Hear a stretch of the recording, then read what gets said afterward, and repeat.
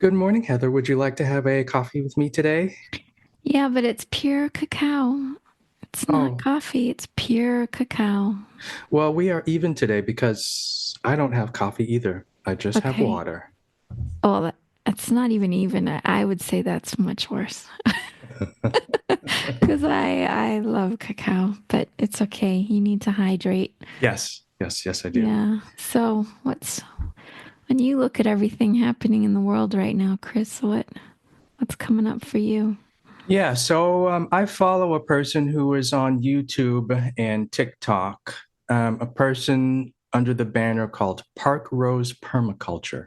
And we have talked, you and I, very briefly about how do I word it?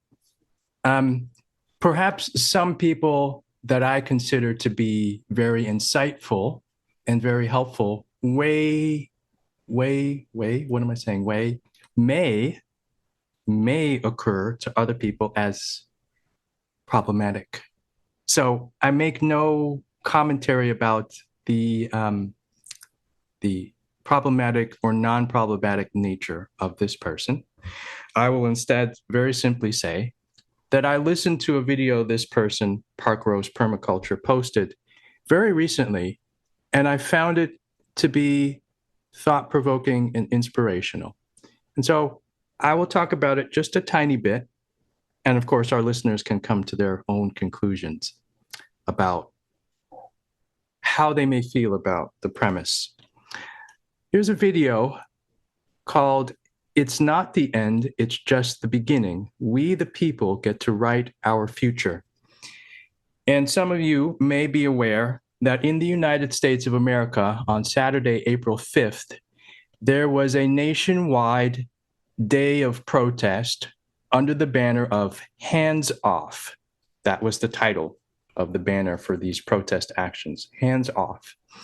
And some of the sources said that the number of participants in these nationwide protests may have been upwards of 5 million people across over 1,000 sites in the United States of America, from east to west, north to south.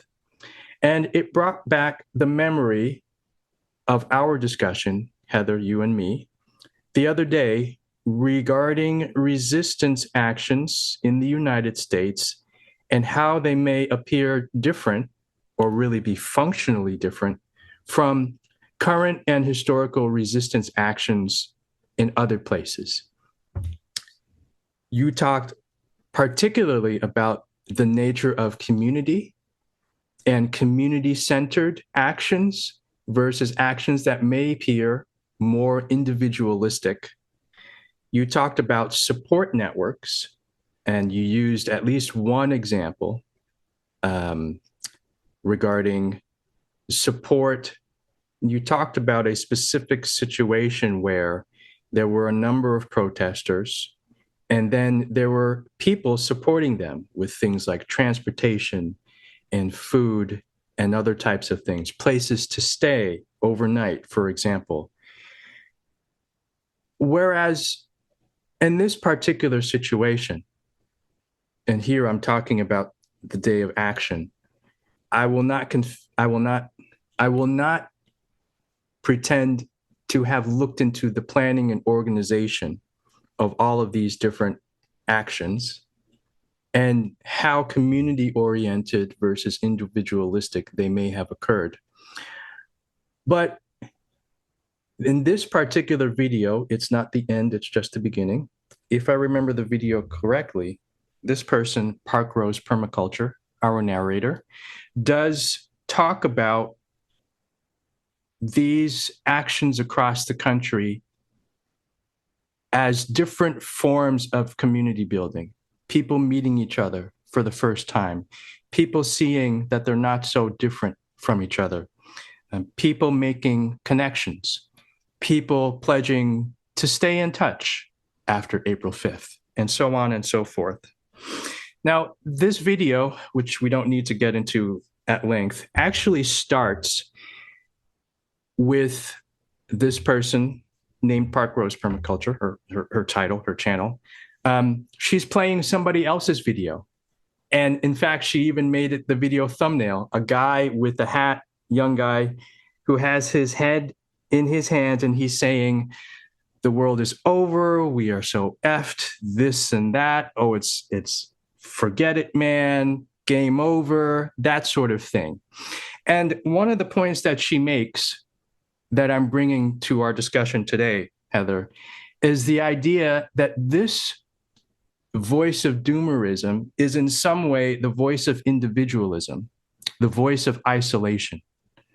And I believe, if I'm correctly remembering, that she also talks about a voice of privilege, a voice of somebody who has had a great life, a stable life until very recently, and perhaps has not built the capacity for long-term community-oriented resistance.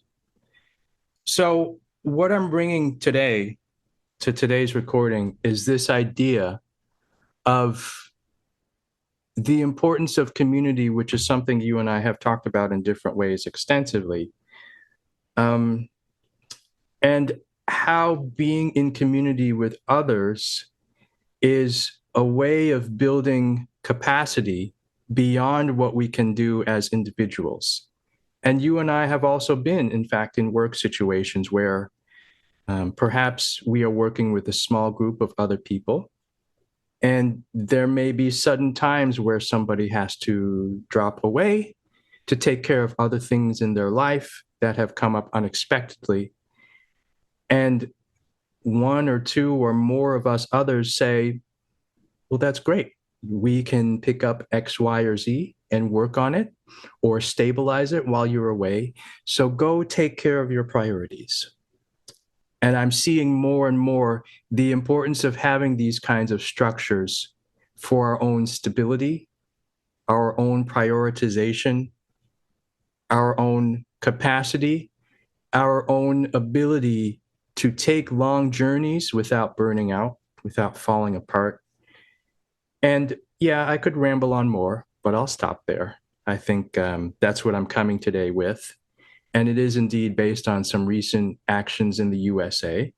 I don't want this to be a USA-centric episode. I know many of our episodes have touched on what has happening in the USA, in part because I'm based in America, perhaps also in part because you have some basis, some roots in America as well. And also because what is happening in America can be very visible across various media platforms. But I'd like to lean into the ways in which some of these observations, some of these lessons, if you will, some of these principles are not unique to the USA in any way. They may be distinct or unique in a certain USA-centric flavor. But what we're talking about, I believe, is beyond any nation, beyond any boundary. Yeah. Thanks, Chris. First, I'll say that I'm in America as well because I'm in South America. And you'll get in trouble for using the word America outside certain contexts because people here would say, hello, you're in the United States of America, but we're all Americans. And yeah. So, yes, I'm from the United States of America. I'm in America. I'm, yeah, it's, yeah. I was just studying, I've been studying Spanish a lot lately because of some work I'm going to do and reading the Colombian kind of take on that in terms of how to write properly, like write Spanish properly. And absolutely, they said in this book, which was written like 10 years ago, which is pretty good, you can't call someone an American or, like it needs to be, it's an easier word here in Colombia. In Spanish, it's easy to say a USer. which is what I use, Hmm. but it's easier to say in Spanish than it is in English. Hmm. So, anyway, that's my little side note, given all the studying I've been doing and the decolonization of the word America and all of that. Yeah, I heard about those protests and it was interesting. I was listening to a BBC podcast 2 nights ago, and some of the listeners had written in and said, "Why isn't the BBC covering these protests? Other broadcasters are, and like The Guardian and stuff like that." Well, they had no excuse. Like they have their own political agenda, the BBC does. But it was interesting that people had noticed that, because I'm not paying attention to like if the BBC's covering that or not. And yeah, it feels sort of like I have, like, on one shoulder I've got a good angel and on another shoulder I have a bad angel because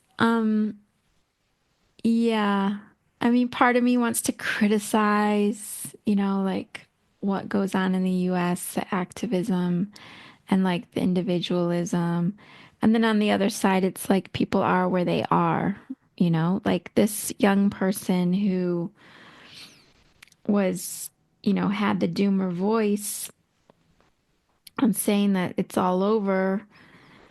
Um, and his world it is all over for him. Like things that he took for granted are falling apart.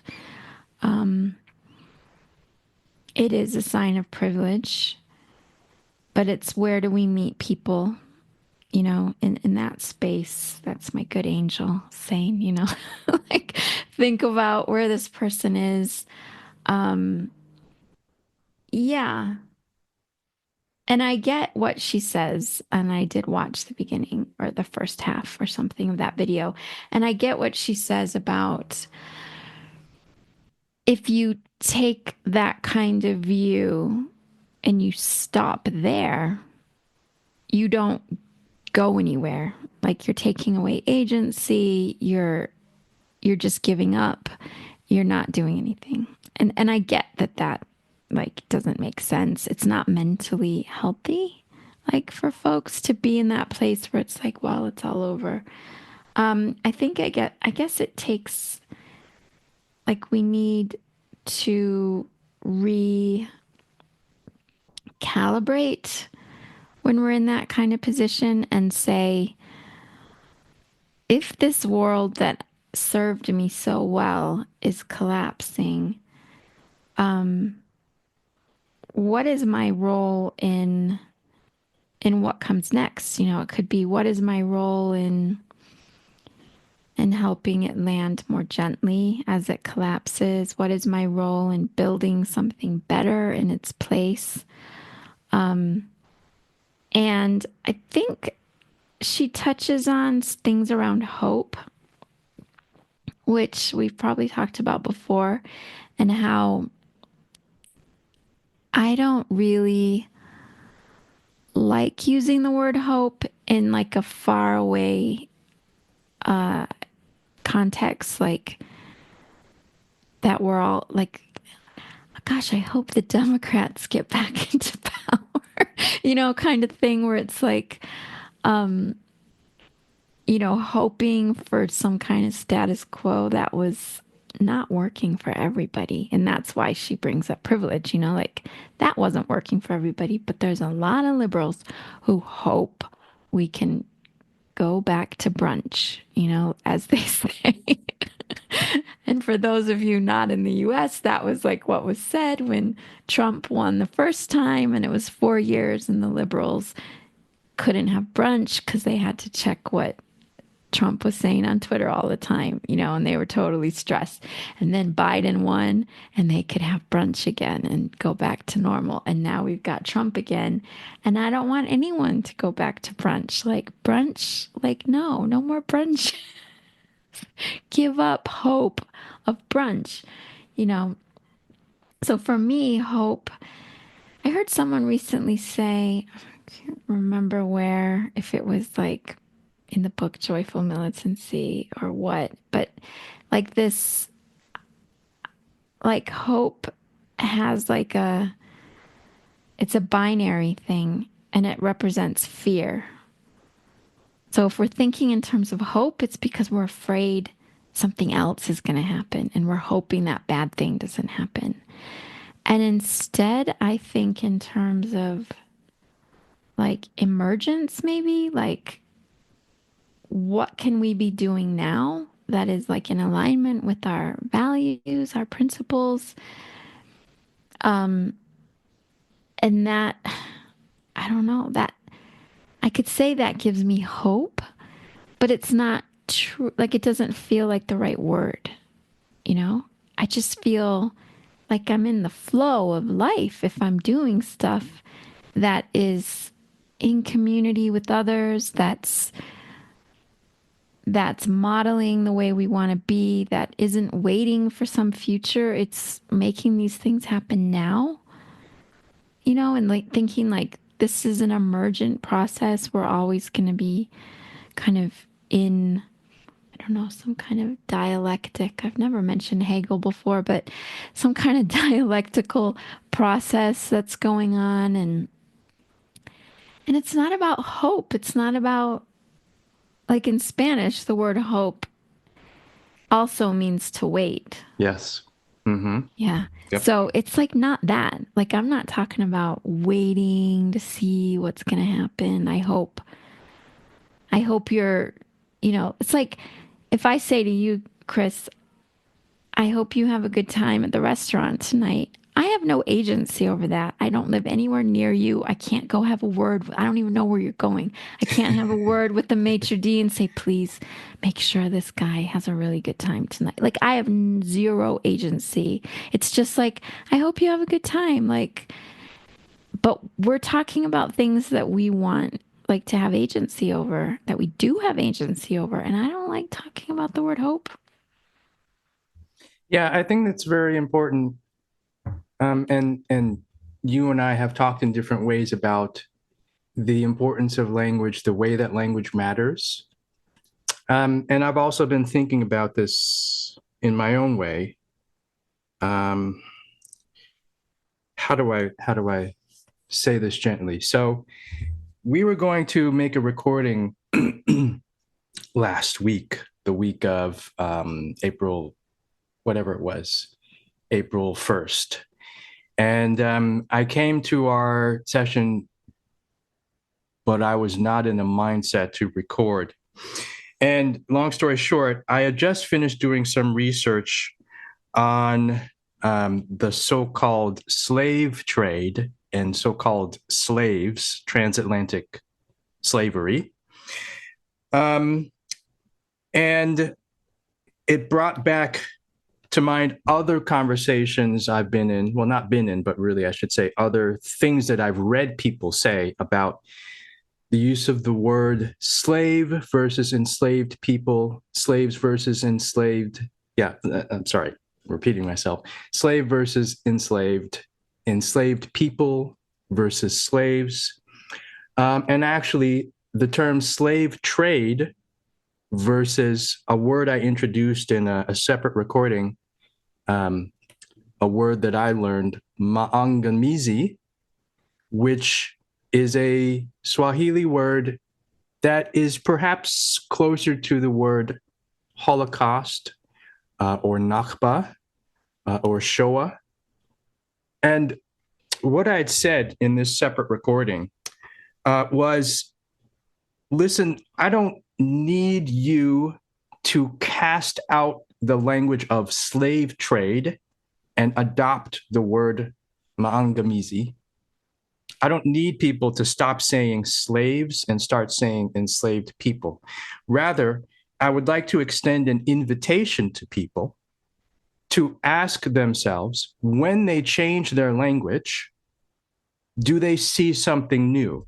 And in fact, you and I had a recent workshop with a good friend of ours where I invited people also in terms of their careers, their livelihoods, to try on different perspectives. I offered a thought framework for looking at their careers and trying different things. And I said, when you look at your career trajectory through this lens, through this certain language, do you see something new? So when I hear this word hope, and yes, I also have a tiny little bit of Spanish background, and indeed, the word hope and wait in Spanish is the same. And in fact, I believe in Romanian it is as well. I'm studying Romanian. That's a topic for a separate conversation.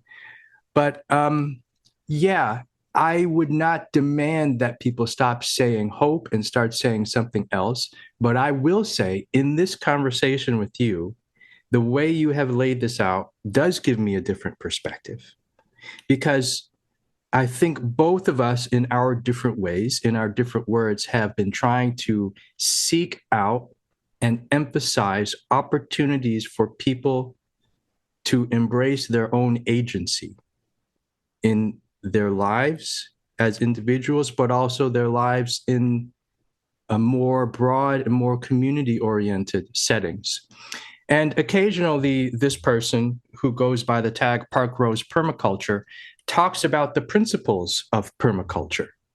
And they remind me of what you had just said regarding the flow of life. And it's almost like a perspective that says there's no such thing as an end or beginning. It's transition, it's transformation. And I want to say, even as I'm saying these words, I'm feeling very privileged in saying them, because there are definitely situations around the world that I absolutely believe they deserve the word destruction, annihilation. I believe those words do apply to some very, very tragic situations, some of which we've gotten into in past podcasts. So I want to acknowledge the privilege of even saying there's not a such thing as an endpoint, it's just a transition. But I feel like in our context, in the context of talking about protests, in talking about community building, in talking about what's happening in the United States and other places regarding things like governments at different levels, I would like to say that what you're talking about regarding hope versus other language, it does make me feel like there's more power I can capture, that there's more relationships I can lean on, and that in some sense I don't have to do even anything new.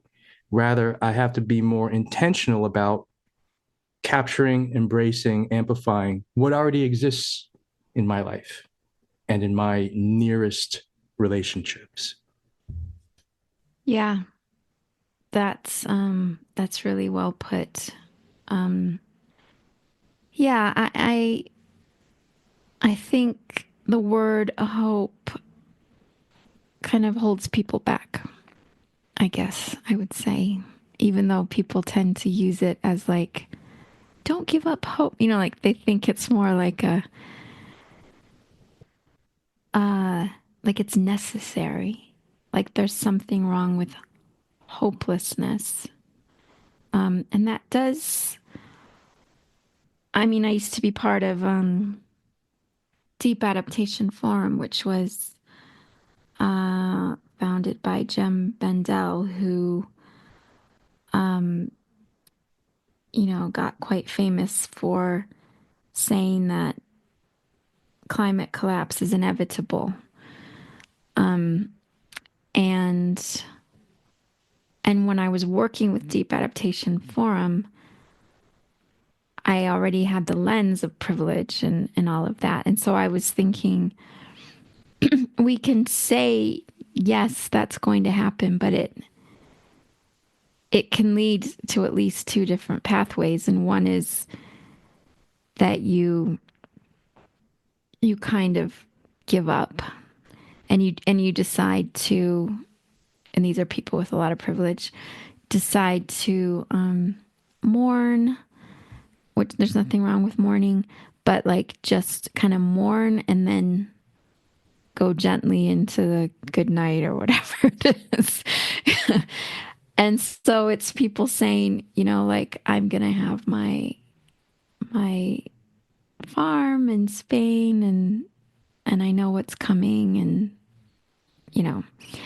And then the other way would be just like I said for this young guy who'd been on TikTok or whatever, like saying, "Okay, this is over. Like this is over and what are we going to do next?"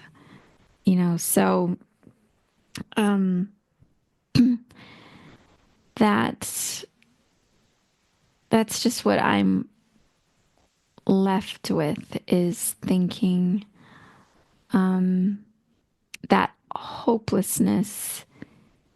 Like if you say, let's give up talking about hope, it can lead to the hopelessness of like the privileged climate collapse folks who would say, yeah, I've given up on hope. And that's why I'm not doing anything. And I'm just going to enjoy the rest of my life, drink wine, you know, connect with other people like me, and yeah, be in community with other people like me who validate my point of view.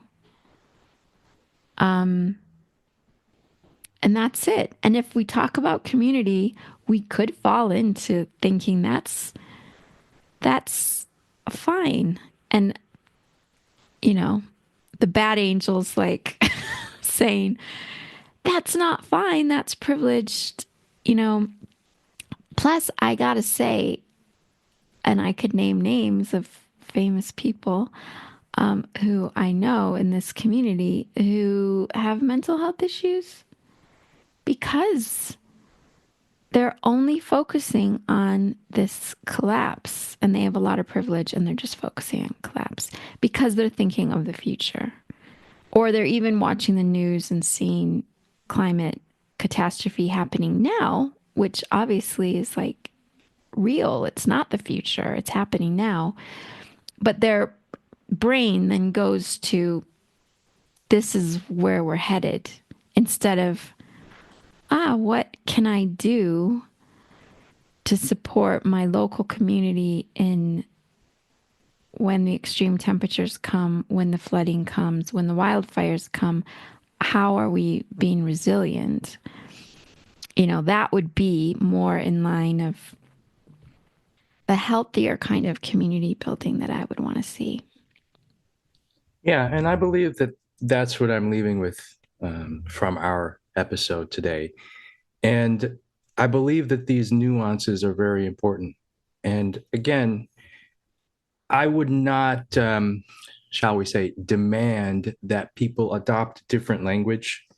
Rather, I would invite people to do exactly as you're talking about, to really look at what is possible, what is available to us, again, as individuals, as communities, um, particularly from the perspective of what are the different ways that community, pardon me, what are the different ways that community can look right now? Because it's not just one thing. And there is this very important point that the people we surround ourselves with naturally have a huge impact on us. So in what ways do we also have the agency to select the people in our closest proximity? And not everybody has options regarding who is nearest to them and what those people are saying. But I'm also thinking more and more, particularly over the last 2 weeks, I've been thinking more and more, how can we look at, with the critical eye, what privileges and options we actually do have and what we do with those? Even at the very least, the option of trying on different perspectives in our own minds, trying on different words in our own minds to see if we see something different, something that helps us be more in action in all of its different forms. So this could be a very, very lengthy conversation, of course, and it builds on many things that we have talked about in prior episodes, It does, yeah. and that's good. That's Hmm. that's some positivity that I'm leaving with today. Yeah, and before I finish the last drop of this cacao, I want to plug your YouTube channel and your TikTok. We'll put a link to it in the show notes. But Yes, um, yeah, I think you're doing incredible work, difficult emotionally and otherwise. And that said, I don't want you to feel any kind of pressure to create at a pace that doesn't make sense for you and for your health. true. And I would acknowledge just very briefly how we normally record once a week, but this is a 2 week mark because last week I was not in the place to record. Yep. And I offered that to you last week, and you were perfectly okay with that. And I thank you Yeah. for that. Yeah. Well, I mean, in the beginning, we were able to mark how many weeks Trump had been in office based on what episode number we were on, but we've missed 2 weeks now. So I have to mentally think, what episode did we just do? Add 2 weeks, and that's how long, even though it feels like How long years and not weeks. Yeah, no, it's good talking to you, Chris. Good talking to you as well. And I look forward to our next recording whenever it may be. Yeah, take care. Bye. Bye. You have been listening to Morning Tinto with Heather Luna and Chris Musay Sequeira. Each time we record, we use the news of the day to be as freshly brewed as possible. So subscribe, follow along, and comment if you can. Let us know what you think, and we will talk to you soon. Bye bye.